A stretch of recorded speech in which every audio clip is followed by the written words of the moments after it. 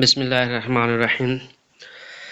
अच्छा बेटे, chapter number 10 हमारा चल रहा था फंडामेंटल्स ऑफ द इंटरनेट। इसका लेक्चर नंबर 4 है आज हम लोग अपने इस लेक्चर में देखेंगे कि जी ईमेल क्या है और उसके डिसएडवांटेजेस क्या हैं, लिमिटेशंस क्या हैं, ईमेल की वर्किंग क्या है। इस तरह की चीज़ें हम लोग इसमें देखेंगे। तो सबसे पहले देखते हैं जी ईमेल है क्या। Email stands for electronic mail and also known as email client. Email जो है वो उसकी फुल फॉर्म है जी इलेक्ट्रॉनिक मेल, जिसका दूसरा नाम जो है वो ईमेल क्लाइंट है। किस पर्पज़ के लिए यूज़ होती है? Use to send, receive and exchange messages as well as files through internet. यानी अगर हमने किसी को मैसेज सेंड या रिसीव करना है, इंफॉर्मेशन एक्सचेंज करनी है एक दूसरे के साथ, या फाइल्स जो है वो शेयर करनी है एक दूसरे के साथ इंटरनेट को यूज़ करते हुए, तो उस पर्पज़ के लिए हम इसको जो है वो यूज़ करते हैं। Message can be in the form of graphics, sounds, text, video etcetera. वो जो हम मैसेज एक दूसरे को शेयर करेंगे, सेंड या रिसीव करेंगे, वो किसी भी फॉर्म में हो सकता है। वो ग्राफिक्स की फॉर्म में भी हो सकता है, जैसे पिक्चर्स हो गई, शेप्स हो गई, इस तरह की चीज़ें, एनिमेशंस हो गई, साउंड्स, टेक्स्ट, या फिर वीडियो की फॉर्म में भी हो सकता है। The sender and receiver may be in the same room. अब बात ये आती है कि कहाँ तक हम लोग जो है वो कैसे सेंड कर सकते हैं, यानी इसकी रेंज क्या है। तो रेंज इसकी जो है वो लिमिटेड नहीं है। यानी अगर आप एक रूम में हैं, एक बिल्डिंग के अंदर हैं, या दुनिया में कहीं पे भी हैं, लेकिन वहाँ पे सिर्फ एक चीज़ रिक्वायर्ड है, वो है इंटरनेट। अगर आपके पास इंटरनेट की फैसिलिटी है और आप दुनिया में कहीं पे भी हैं, तो आपको जो है वो मैसेज सेंड या रिसीव हो सकता है। ठीक है। One mail message can be send to multiple recipients. एक मैसेज यानी एक ईमेल आप जो है वो एक से ज़्यादा यानी मल्टीपल लोगों को एक ही टाइम पे एक मैसेज जो है वो सेंड या रिसीव उनसे कर सकते हैं। क्लियर हो गया जी। नेक्स्ट है जी इसकी वर्किंग क्या है। तो इसकी वर्किंग को मैंने 2 स्टेप्स के अंदर जो है वो ऑर्गेनाइज किया है। पहला स्टेप है जी a user's computer sends a copy of message to the email server which is a host computer on the internet. होता क्या है, मैं अगर यूज़र हूँ फॉर एग्जांपल, तो मैं अपने कंप्यूटर से जब मैसेज सेंड करूँगा, तो मेरा कंप्यूटर क्या करेगा, उस मैसेज की एक कॉपी, मतलब कॉपी बनाएगा, वो ओरिजिनल मैसेज पास रखेगा और उसकी एक कॉपी जो है वो जनरेट करके किसको सेंड करेगा, ईमेल सर्वर को। ईमेल सर्वर क्या है?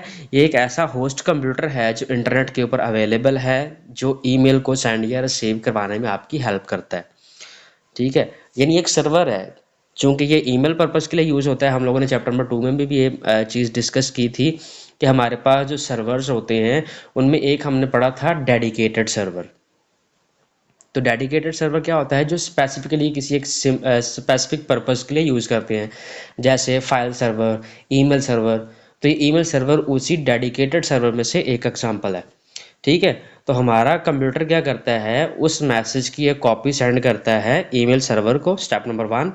तो स्टेप नंबर 2 में फिर क्या होता है, वो जो ईमेल सर्वर है finds the recipient. Email server वो दूसरे ईमेल सर्वर को फाइंड आउट करता है जिसको आप सेंड कर रहे हैं मैसेज। फॉर एग्जांपल, मैं अगर किसी पर्सन को सेंड करता हूँ, तो वो कौन से ईमेल सर्वर के जो है वो ईमेल सर्वर की सर्विसेज यूज़ कर रहा है। हमारा जो ईमेल सर्वर होगा वो उस ईमेल सर्वर को फाइंड आउट करेगा and sends another copy to that server. और फिर वही कॉपी जो हमारे कंप्यूटर ने उसको सेंड की थी, वो उसकी जो कॉपी है वो अपने पास रखेगा और उसकी एक और कॉपी जनरेट करके दूसरे सर्वर को जो है वो सेंड कर देगा। क्लियर हो गया, मतलब रिसीवर को। तो असल में हमारे डाटा की, हमारे मैसेज की 2 कॉपीज़ हुई। एक तो हमारे कंप्यूटर ने कॉपी जनरेट करके ईमेल सर्वर को सेंड की, जो हमारा ईमेल सर्वर था। फिर हमारे ईमेल सर्वर ने जो रिसीवर का ईमेल सर्वर था उसको एक कॉपी जनरेट करके सेंड की। ठीक है। तो हमारे जो मैसेज है उसकी 2 कॉपीज जो है वो बनी। उसके बाद है जी ईमेल एड्रेस। यानी बात ये आ जाती है कि सर आप बात तो कर रहे हैं कि जी हम सेंड करेंगे या रिसीव करेंगे मैसेज, तो जाहिर सी बात है सेंड या रिसीव करने के लिए हमारे पास कोई ना कोई एड्रेस तो होना चाहिए ना। यानी रिसीवर है तो उसका भी कोई ना कोई एड्रेस होना चाहिए, या सेंडर है तो उसका भी कोई ना कोई एड्रेस होना चाहिए। तो उसके लिए हम लोग एक एड्रेस यूज़ करते हैं, email address. Every mail account has a unique address. हर मेल अकाउंट का अपना एक यूनिक एड्रेस होता है। उसका फॉर्मेट क्या है, नीचे फॉर्मेट उसका दिया गया है। जैसे यूज़र नेम है @DNS एड्रेस, यानी सबसे पहले हम लिखेंगे यूज़र नेम, उसके बाद लिखेंगे @, फिर उसके बाद डीएनएस एड्रेस। डीएनएस एड्रेस क्या है ये हम ऑलरेडी डिस्कस कर चुके हैं, यानी ये किसी डोमेन का नाम है, डोमेन नेम सिस्टम है तो उसका कोई ना कोई नाम होगा, जैसे youtube.com है, facebook.com है। इसी तरीके से ईमेल जो सर्विस प्रोवाइडर्स होते हैं उनके भी डोमेन नेम्स होते हैं, जैसे hotmail.com है, gmail.com है, ymail.com है, outlook.com है। ठीक है, तो ये क्या होगा, डीएनएस एड्रेस, और उससे पहले आएगा @ और उससे पहले आएगा यूज़र नेम। जैसे फॉर एग्जांपल अगर मैं इसको तरतीब से पढूं तो सबसे पहले होगा यूज़र नेम, जैसे हम लोग लिखते हैं जी, जैसे नीचे एग्जांपल दी गई है कि हमारी ईमेल के 2 पार्ट्स हैं, यूज़र नेम और डीएनएस एड्रेस। तो एग्जांपल में लिखा हुआ जी अबू बकर, मतलब ये क्या है, यूज़र नेम। उसके बाद है @ और फिर उसके बाद क्या है, डीएनएस एड्रेस, कौन सा, gmail.com, outlook.com, ymail.com, hotmail.com। ठीक है, इस तरह से। तो जो @ है उसका पर्पस क्या है यहाँ पे, @ बेसिकली सेपरेटर के तौर पे काम करता है। यानी @ क्या करता है, यूज़र नेम को और डीएनएस एड्रेस को एक दूसरे से सेपरेट करता है। यानी ये बताता है कि @ से लेफ्ट साइड पे जो आप लिखेंगे वो आपका यूज़र नेम होगा, और @ की राइट साइड पर जो लिखेंगे आप वो क्या होगा, डीएनएस एड्रेस। उसके बाद ईमेल की अटैचमेंट आ जाती है कि हम ईमेल में कौन कौन सी चीज़ें अटैच करके सेंड कर सकते हैं। तो email message also contain attachments. Different types of files can be attached to email like documents, audios, videos, spreadsheets, images etcetera. यानी आप बहुत सारी किस्म की फाइल्स हैं वो इसके साथ अटैच कर सकते हैं। A protocol MIME, multipurpose internet mail extension, is used to attach these type of files in email message।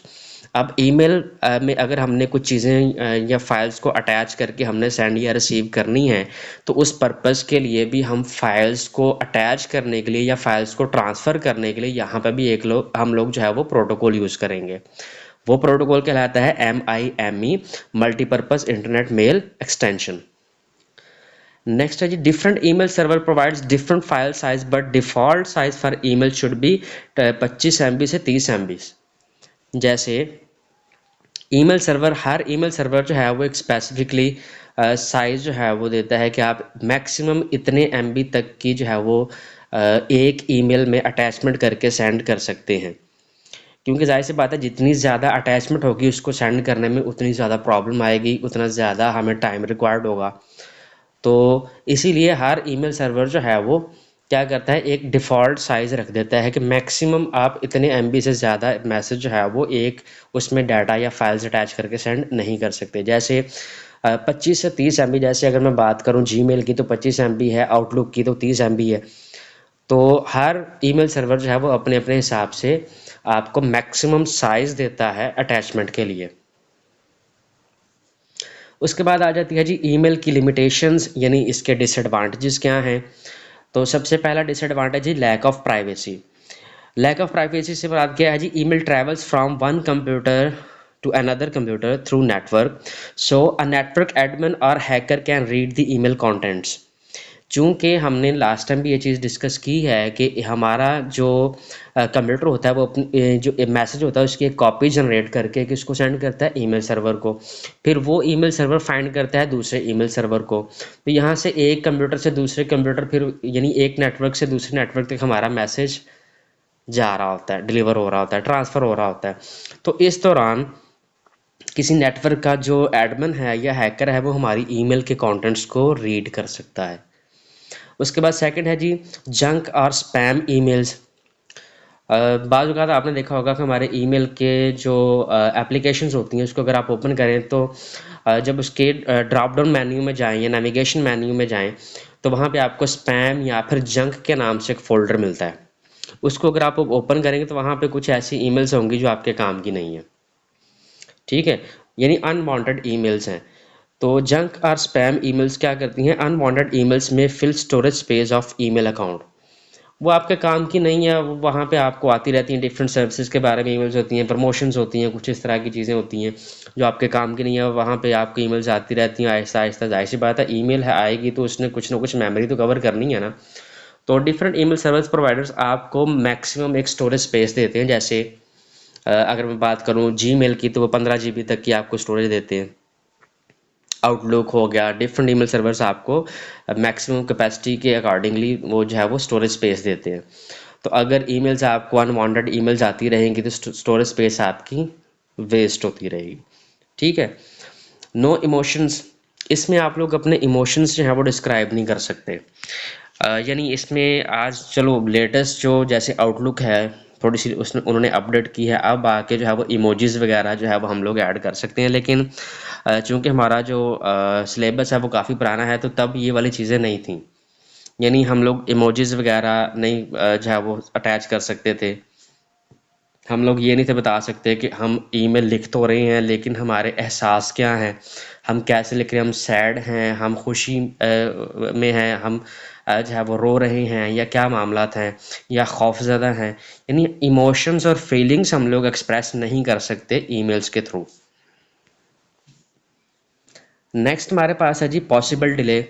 तो हमारे पास जो ईमेल है उसमें डिले हो सकता है। फॉर एग्जांपल, एन अर्जेंट और important message can be ignored if user does not check his email सून।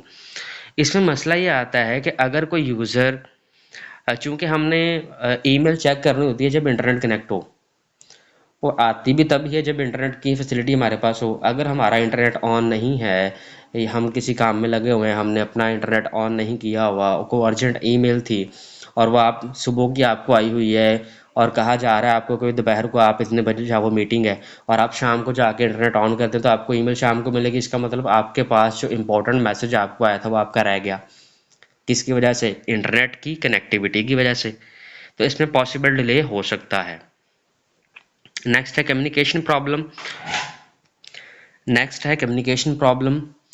तो कम्युनिकेशन प्रॉब्लम क्या है? May not be delivered due to communication error. बाज़ औक़ात क्या होता है कि आप अपनी तरफ से ईमेल सेंड कर देते हैं लेकिन आपका इंटरनेट काफ़ी स्लो चल रहा होता है या इंटरनेट का पैकेज ख़त्म हो गया होता है, आपको पता नहीं होता। तो आप अपनी तरफ से बिल्कुल रिलैक्स होते हैं कि ठीक है मैंने ईमेल सेंड कर दिया, लेकिन वो बाज़ औक़ात सेंड नहीं होती और ड्राफ्ट में चली जाती है या फिर जो है वो ऊपर एरर आ जाता है। आपको बाद में पता चलता है हो मैंने तो सेंड की थी लेकिन ये तो किसी एरर की वजह से डिले डिले हो गई हुई है और वो सेंड ही नहीं हुई। तो कम्युनिकेशन प्रॉब्लम इस तरह से आ सकती है ईमेल में। नेक्स्ट है जी स्प्रेडिंग ऑफ वायरस। तो चैप्टर नंबर 6 में भी हम लोगों ने पढ़ा था कॉज ऑफ वायरस। वहाँ पे भी मैंने आपको बताया था बेटा ईमेल में हम लोग जो है वो वायरस के जो है वो सॉफ्टवेयर्स या ऐसी फाइल जिनमें वायरसेस होता है जिनको हम इन्फेक्टेड फाइल्स बोलते हैं, वो हम ईमेल्स की अटैचमेंट में अटैच करके हम लोग एक दूसरे को सेंड कर सकते हैं। तो ईमेल में ऐसी फाइल जिनमें वायरस होता है, जो इन्फेक्टेड फाइल्स हैं वो हम लोग इसमें अटैच करके सेंड कर सकते हैं, तो जिसकी वजह से वायरस स्प्रेड होता है। Virus can spread if the user opens an email that contains virus. तो ये तो बेटा आज का टॉपिक, होप सो कि आप लोगों को समझ आ गई होगी। अगर किसी बच्चे का कोई क्वेश्चन होगा तो वो नोट कर लीजिएगा। सुबह की इंशाल्लाह जो डिस्कशन क्लास होगी हमारी, हम उसमें उसको डिस्कस कर लेंगे। अल्लाह हाफिज़।